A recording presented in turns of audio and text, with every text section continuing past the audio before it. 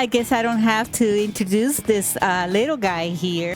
Well, I finally got it, and I am so thankful to Dwarflab for sending me this beautiful gift, for all of the hard work that I am doing, making all of these videos in a product that I really believe and I really like, because it brings astrophotography to a lot of people that they don't have the knowledge on how to do this a very complicated hobby.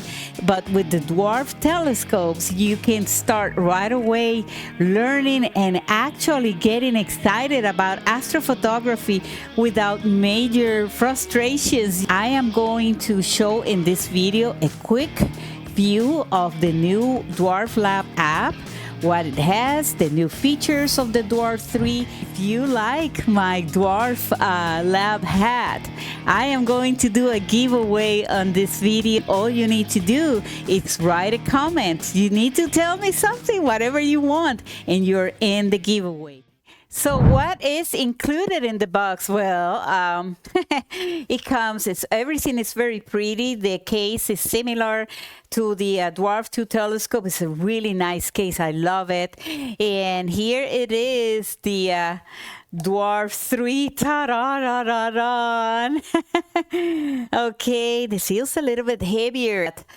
Everything, it's built-in or integrated regarding the lenses for light pollution, and also the batteries. You don't have individual batteries anymore, so it's all built in. The battery uses the same as the Dwarf 2, and this is a Type-C charger, USB charger. And this one came with the Type-C to Type-C. Well, that's a little bit different, but I just used the regular one that I have, which is the Type-C USB. And also it comes with wipe cloth, and this is to clean your lenses, the lenses. And one of the most interesting things now is this, the new technology for Dwarf telescope. It's that the solar filter, it's now all in one into this magnetic holder. And this magnetic holder just goes here, and there you are, ready to start taking solar photography.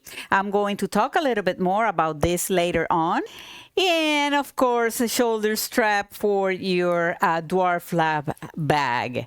So that's pretty much it. Everything is very simple. Okay, so it's time to work on the app and just download it. They have the barcodes on the instructions. But if you experience any problems downloading it, or you're not getting the 3.0 version, which is the latest one that you're going to need for the Dwarf 3 or for the Dwarf 2 telescope, especially with the EQ mode, then you can contact Dwarflab directly. Send them an email. They're really good responding, and they will send you most likely a direct link so you can download this app, which is what I have to do, and I will explain this later on. Okay, so here we are. So the first thing that Dwarflab recommends is to turn on the telescope first and wait for about 15 seconds. And as soon as you see that green light, wait about 15 seconds, and then you go ahead and open the app on your cell phone, whatever you did the download. I already did the activation, and I'm going to talk in another tutorial about the activation process, which can give you a little bit of problems, but we will talk about that later on. We already have a first view of the app, and let me just go ahead and connect here. And it is recognized immediately, and there are a few other steps you need to do. Just watch for my tutorials on that.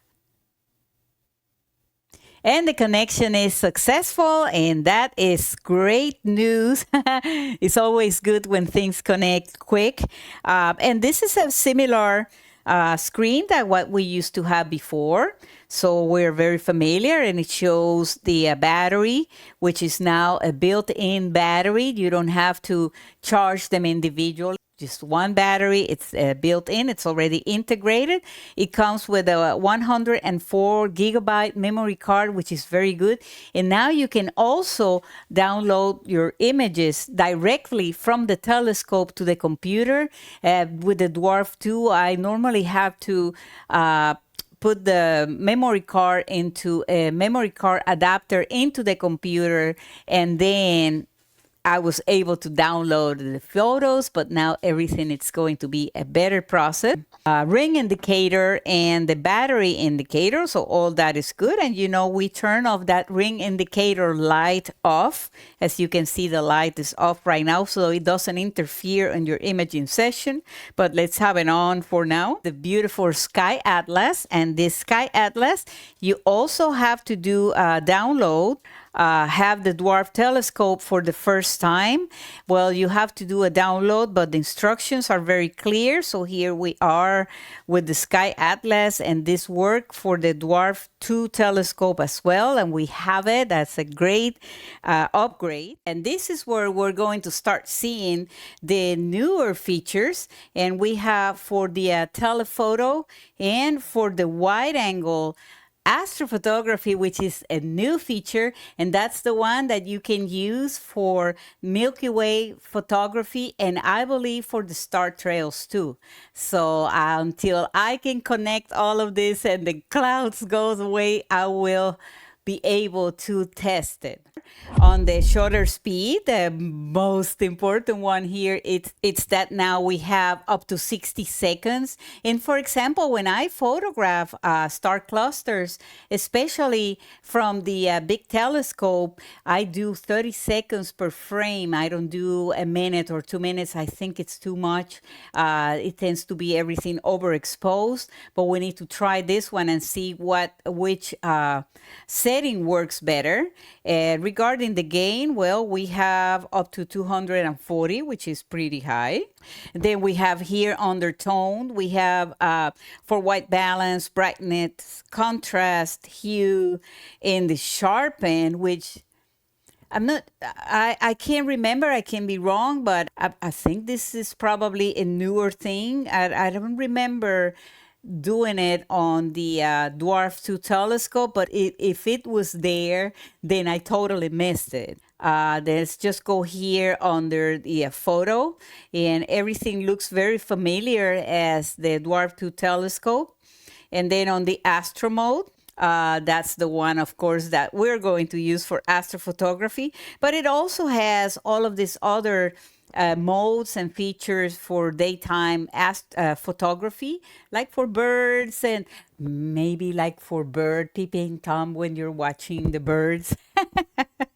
Okay, and here we are, another very important, it's that under Astro, that's where you're going to see the darks and dark frames. And this is something that I was curious, as I was not sure if it was, we still need to take the dark frames, but we have to. It's recommended to take in dark frames to reduce the noise on the background from the astro images. The EQ mode, oh my God, the EQ mode, it's amazing.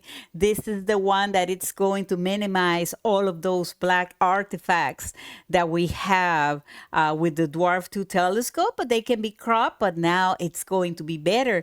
And remember, the Dwarf 2 telescope now, has EQ mode. It's still on the beta version, but you can download it and test it. Process of calibration, I'm expecting this one to be really easy, fast, and extremely accurate as the Dwarf 2 telescope.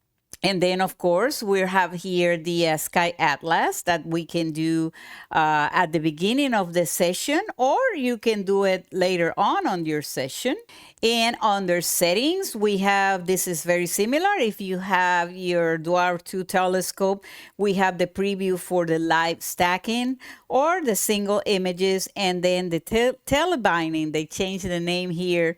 It's 4K or 2K or 1x1 or 2x2, which is recommended to use the highest resolution, which is the 4K. And then the other function here on the curves, we're not going to be able to see that now until I obviously connect the telescope and start the process. the filters option, and the VIS filter is for general photography. I don't think it applies for astrophotography, but what we really want to do is the astro filter, and we need to take a look at the dual band filter.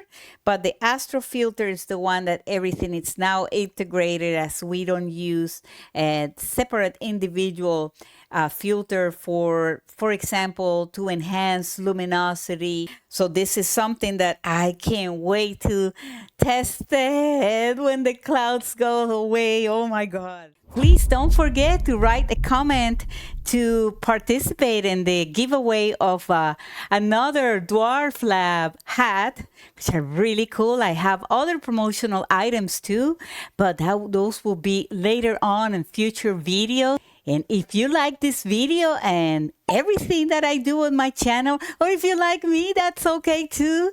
Please don't forget to click like and subscribe to my channel.